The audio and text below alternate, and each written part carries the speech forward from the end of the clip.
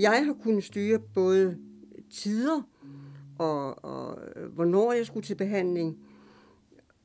Til dels hvad slags behandling jeg ville have, hvis ellers jeg havde noget at udtale mig om. Jeg har sagt nej flere gange til en bestemt behandling for eksempel, fordi jeg blev så dårlig af den.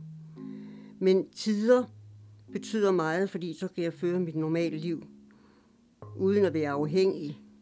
Og det er man meget åben overfor.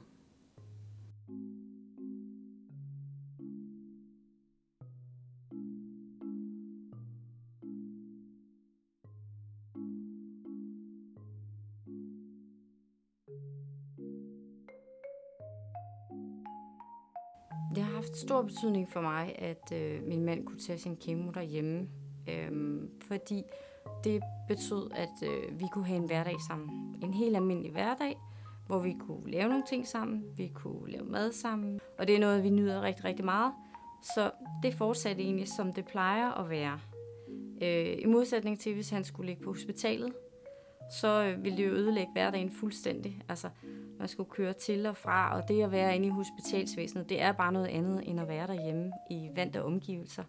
Så jeg synes, det var rigtig rart, at vi kunne være derhjemme og lave nogle ting sammen, og som sådan ikke rigtig føle os ramt af sygdom. Det synes jeg var rigtig godt. Og det var også trygt at være derhjemme og have medicinen med hjem, for der var styr på det hele. Som læge oplever jeg en rigtig positiv udvikling.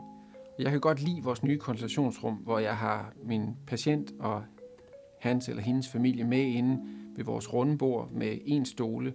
Vi sidder ned sammen. Det er en dialog. De har forberedt sig.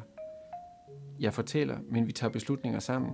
Og jeg har mulighed for at vise dem blodprøvesvar, røntgenbilleder og medicinlister på en fælles skærm, i stedet for at lægen er en figur, der sidder bag ved en skærm, og patienten ligger på briksen, og særligt i forhold til, at det foregår i et rum, hvor det handler om dem, og kun dem, og det ikke er åbent for en firsengsstue, og hvor vi har en chance for, at de beslutninger, vi får taget, er rigtige, og vi får alle detaljerne frem.